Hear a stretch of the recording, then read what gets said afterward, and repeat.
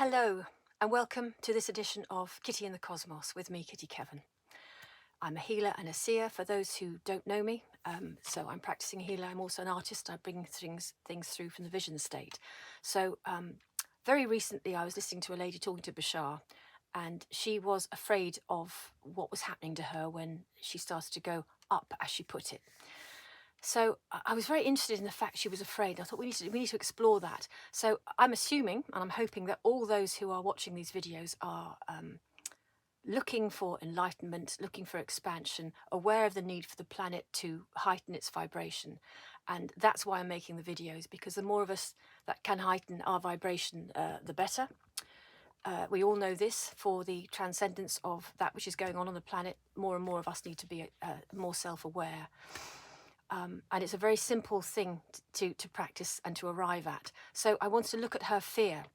Before I continue, please do like and subscribe. It really helps the algorithm, and it helps this message reach people who are interested in it. And it's all about the planet's consciousness.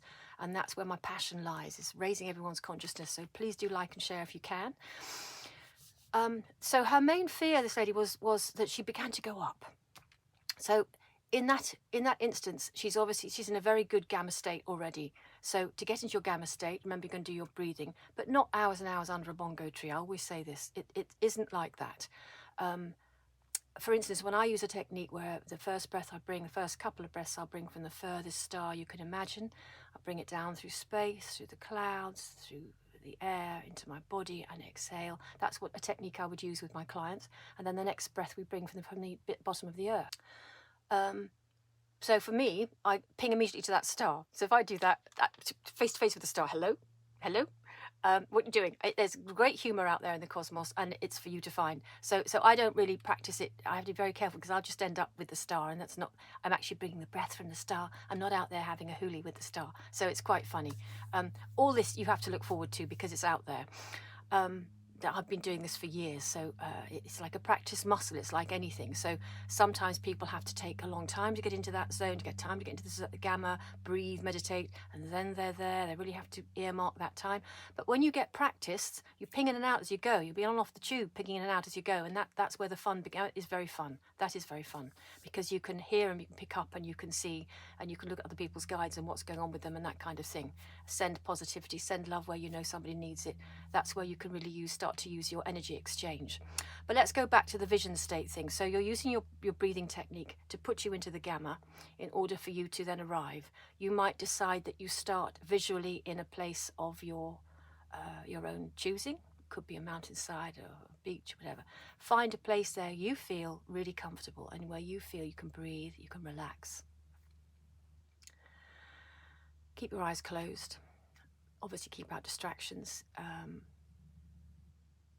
They have a thing about leg crossing, so I mean, just sit with your legs and your palms relaxed and not cross or whatever. You can have your palms up or down and breathe. And in that position, see what comes. And in that position, relax and accept, because all you're going to experience is more of yourself. There's nothing out there that's going to frighten you. So if you do start to go up in your vision, or along, or about, or wherever, just go with it and breathe with it. It's really important.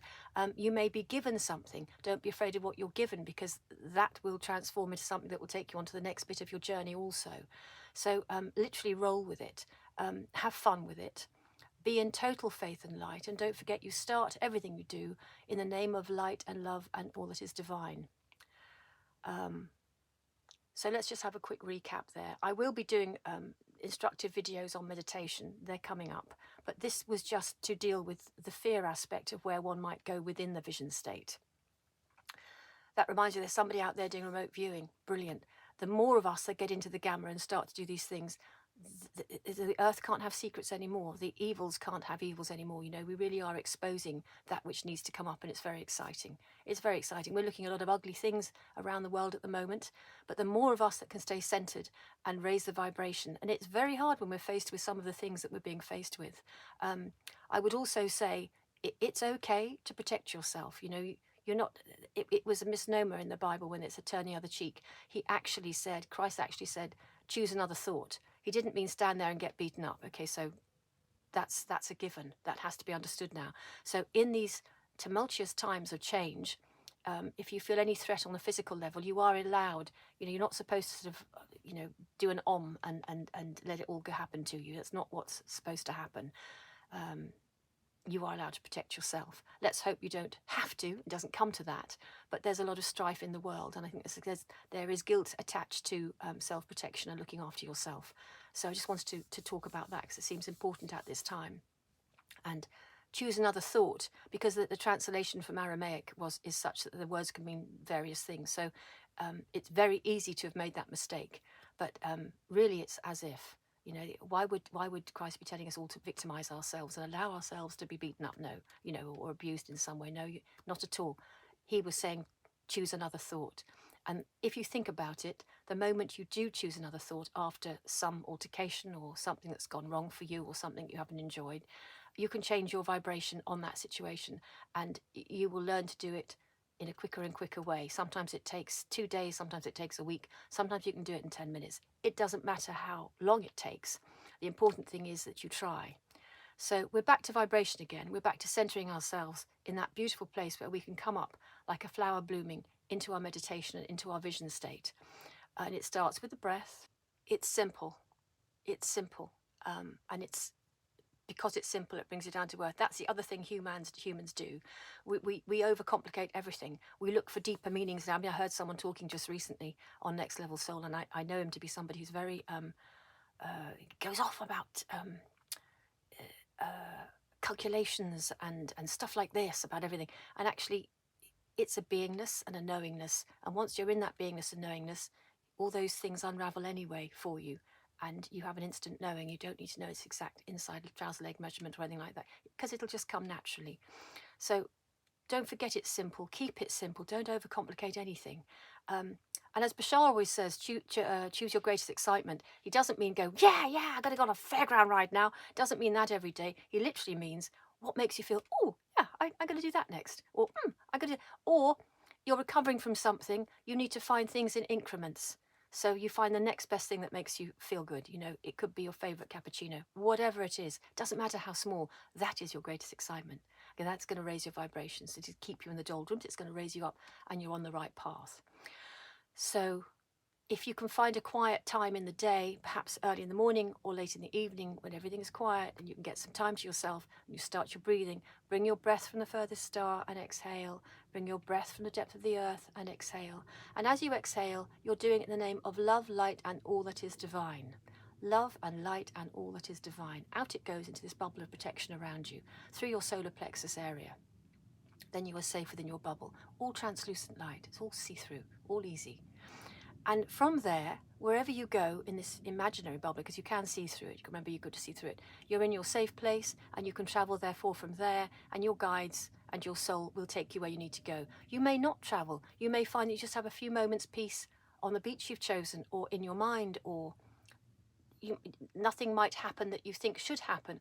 But don't have expectation. Just have beingness. That's what the breathing is about, to center you into that beingness. There's nothing more required. You don't have to be anything else than exactly what you are. So once you've grasped that, you can really start to let your vision state take hold.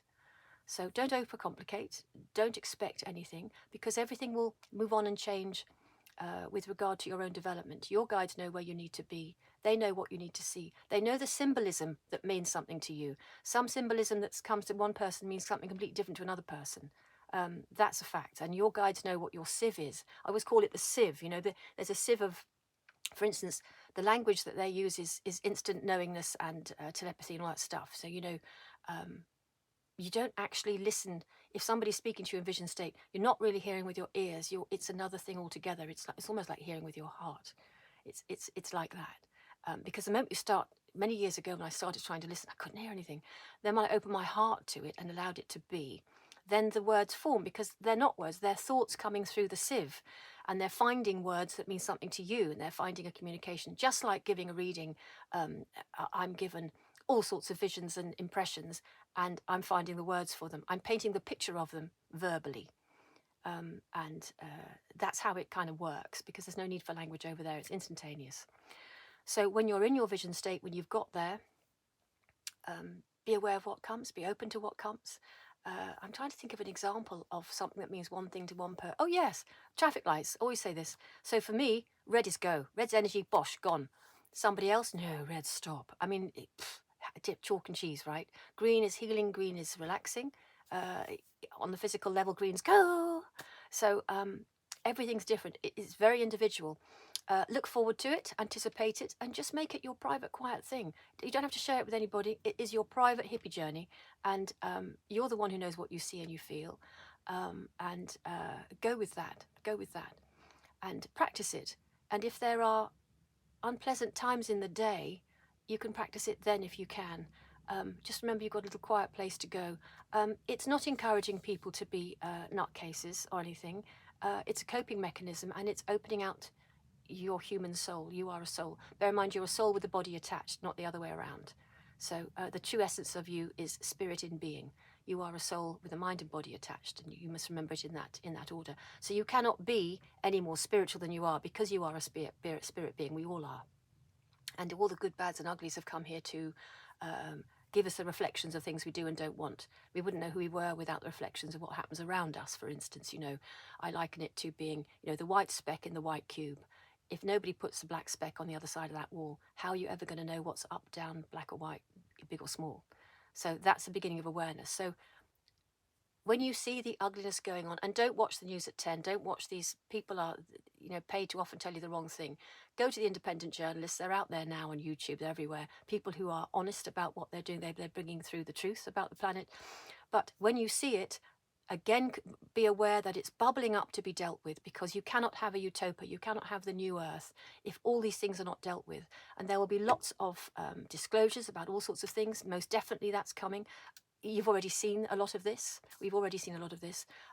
Yes, there's going to be a bit of civil unrest, but this is what happens when there's a shake-up, and it's a very necessary shake-up. So send out as much love and peace as you can to the planet. Don't be afraid to pray for yourself as well. We forget that. We pray for everybody else. So don't forget. Use your vision states to center yourself, because again, the more centered you are, it's like the ripple of the pebble in the pond. When you throw that pebble in, look at those ripples that go out. Look how far they reach. See yourself as the pip in the apple, because the body is the pip, and the apple pith is the soul size of you. So if you're centering yourself and you're sending out your positivity and your love, because that's really important, open your heart and send your love, the ripples are massive.